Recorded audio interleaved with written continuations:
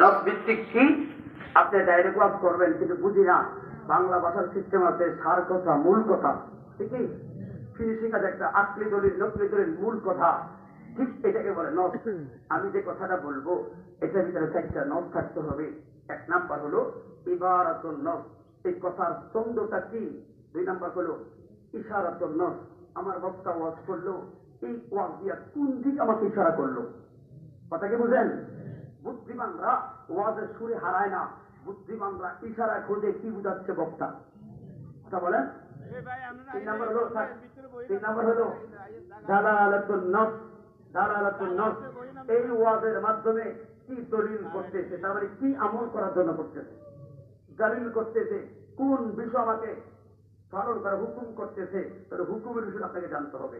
4 নম্বর হলো ইক্তেদাউন নস, পড়ার পর ইশারার পর বিশ্বাস করার পর ইক্তেদা, তার মানে এখন আমার কোন কথার উপরে আমল করতে হবে, এগুলো বাবা আপনাকে বুঝে নিতে হবে।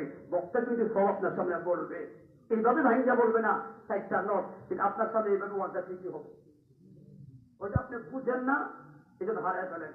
এই জন্য প্রথম আমি দেবো বাবা আমার সঙ্গে আপনি কি বুঝবেন, আশা করি একটু মনোযোগ দিলে বুঝতে পারবেন। আল্লাহ সবাইকে তৌফিক দান করুক, সকলে বলুন আমিন। সবাই বলেন বিসমিল্লাহির রহমানির রহিম। সকল প্রশংসা একমাত্র কার? আল্লাহ। শুরু করবেন কার নামে? আল্লাহ।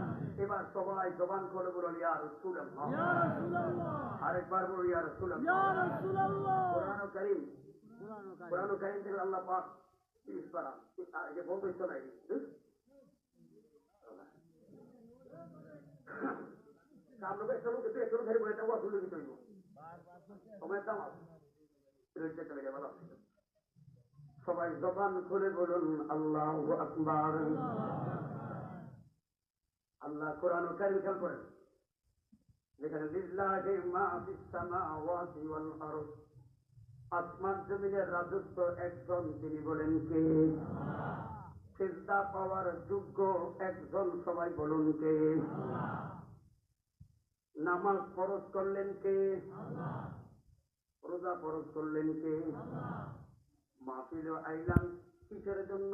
হেদায়েত, কথা বলেন। নামাজ ফরজ কার? আবার এবার বলুন মাহফিলে আইলাম আপনার স্বার্থ আছে, বক্তা আইলাম বক্তারও স্বার্থ আছে, সমাজের লোকেরও স্বার্থ আছে রে, কবরে যায়